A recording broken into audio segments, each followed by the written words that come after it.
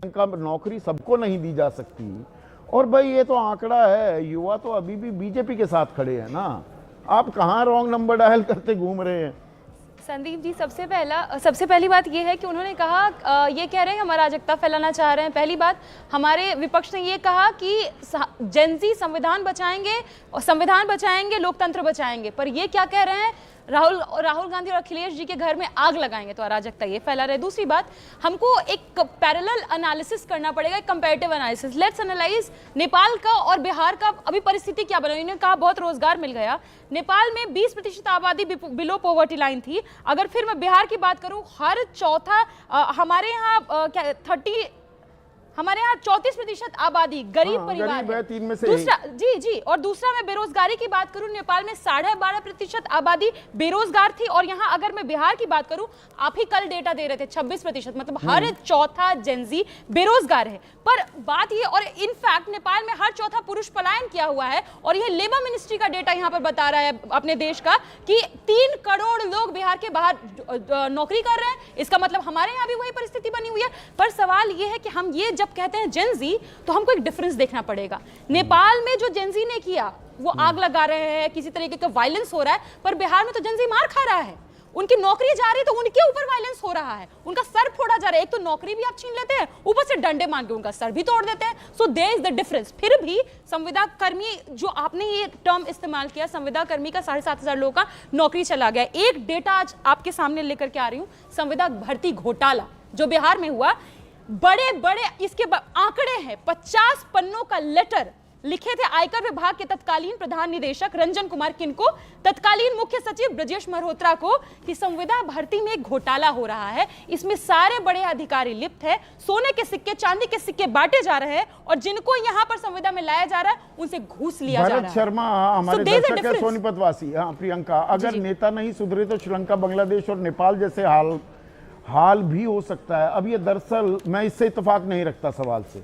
हमारा बांग्लादेश, नेपाल या श्रीलंका जैसा हाल नहीं है। पर आप वही तस्वीर पेश करके उकसा रहे हैं क्या युवाओं को? ये आरोप है आप पर बीजेपी की तरफ से। हम उकसा नहीं रहे हैं, हमारे यहाँ युवा इस तरीके से, आपने कहाँ देखा है संदीप जी कि कोई युवा किसी का घर जला रहा हो? भले भाजपा के सुब्रत पाठक जी कह रहे हैं कि राहुल जी और अखिलेश जी का घर जला देंगे, पर युवा घर नहीं जलाता, मार जरूर खा रहा है। अग्निवीर स्कीम जब लेकर के आए थे, लोगों ने, युवाओं ने चक्का जाम किया, रेलवे तक जाम किया, कहाँ है लोग उसमें कोई बदलाव लाए? लोग उससे दर नहीं भटके। आप मतलब यूथ को आप आधे उम्र 4 साल 5 साल वो नौकरी कर रहा है, फिर आप उसको खत्म कर दीजिएगा, आप तो उसका पूरा भविष्य बर्बाद कर दे रहे हैं। पर सवाल ये है कि बेरोजगारी की जो दर है इतनी ज्यादा बढ़ती जा रही है, पर you don't want to talk about it. आप घुसपैठिया करते हैं, पर आप युवाओं के कंसर्न्स, आपके कंसर्न्स नहीं है, तो सवाल तो हम करेंगे कि आखिर आपके लिए मुद्दा क्या है? आपके लिए मुद्दा घुसपैठिया है, पर युवा नहीं है। दूसरी बात है, एक जुमला फेंके थे, बोले 1 करोड़ इंटर्नशिप हम देने जा रहे हैं युवाओं को। एक सवाल इनसे पूछा गया, जननायक यादव है, एक मिनट सुनिएगा, बांदावासी हैं, वो कह रहे हैं युवाओं की प्राथमिकता सुरक्षित भविष्य और रोजगार होगा, ना कि तात्कालिक रेवड़ियां। पर रेवड़ियां अभी बांटते हैं आप, असल चीज को एड्रेस किया जा रहा है। पहली बात कि 1,000 रुपया देना आपको उसको स्थायी इलाज नहीं दे रहे हैं, अस्थायी तौर पर 1,000 बटे 2 फॉर्म भरने में 1,000 चला जाएगा। 2,500 देने की बात कर रहे हैं, और वो जो भी कर रहे हैं, पर मुझे लगता है कि क्या ये एक परमानेंट सोल्यूशन है? क्या इससे उसको नौकरी मिल जाएगी? क्या इसके परिवार सुधर जाएगा? क्या गरीबी से बाहर आ जाएंगे?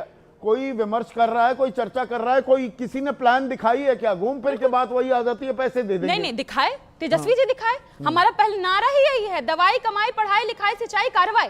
इसमें बिना पढ़ाई के कुछ भी नहीं होता। आप कलम बांटते देखे तेजस्वी जी को, और हम यही बात करते हैं कि आप कितनी भी नरेंद्र मोदी जी कोशिश कर लें, बिहार का मुद्दा कुछ और नहीं होने जा रहा है। हमको घसीट के लेके आएंगे नौकरी और बेरोजगारी के मुद्दे पर, क्योंकि जब एमएनसीज देने की बात होती है, टाइअप्स की बात होती है, इंडस्ट्री सेटअप करने की बात होती है, बिहार में कुछ नहीं आता, सब कहीं और किसी दूसरे राज्य चला जाता है। टेक्सटाइल कहीं और चला जाता है। युवाओं को, एक मिनट, अब आदेश, ये जो राजनीतिक दंगल हो रहा है, आर पार हो रही है, युवा किस निगाह से देख रहा है इसे? यकायक युवा पर सब निगहबानी कर रहे हैं, नजरें इनायत कर रहे हैं।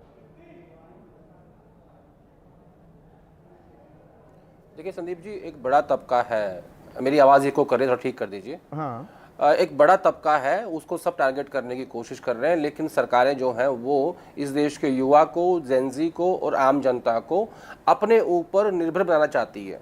उसका पहला बड़ा उदाहरण है कि 80 करोड़ लोग इस देश में सरकार से राशन लेकर रोटी खा रहे हैं। इसका दूसरा उदाहरण है कि हर राज्य की सरकारें जो हैं वो अलग अलग तरीके से कैश के माध्यम से महिलाओं को, युवाओं को, बेरोजगारों को लुभाने की कोशिश कर रहे हैं। अब प्रॉब्लम ये है कि ऐसा नहीं है कि राहुल गांधी ने ये सोच समझ के ट्वीट नहीं किया है। एक स्ट्रैटेजी के तहत जेनजी को अपील की गई है कि हाँ, मैं आपके साथ खड़ा हुआ हूँ।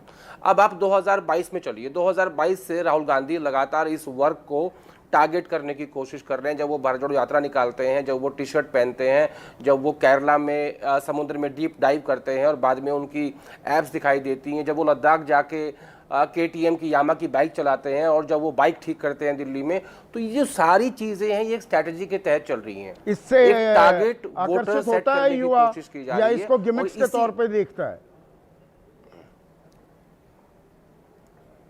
नहीं, मुझे लगता है कि युवा जो होता है ना, वो एक जगह आकर्षित नहीं रहता है। वो 2014 में उसने भर भर के वोट दिया मोदी जी को, 2019 में वोट दिया।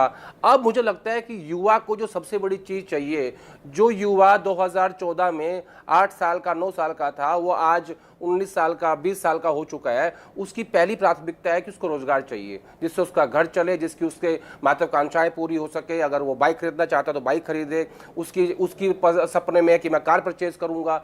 तो हर युवा के एक सपने होते हैं, आज उसके सामने उसको पूरा करने के लिए दिक्कत है और उसमें तो सबसे बड़ी समस्या है, संकट चाहे वो क्या सब इस बात इंस्पेक्टर का है राजस्थान आदेश, अगर मैंने सरकार आपकी का। बात सही रीड की है, कि युवा के मन में क्या हलचल चल रही है, इसकी था लेने की कोशिश है कि ये कहीं उबल ना जाए। जो अभी प्रेशर कुकर की बात दिबांग कर रहे थे, फट ना जाए युवा कहीं। दोनों तरफ से अपने तरीके से एड्रेस किया जा रहा है युवाओं को। नहीं, उन्हें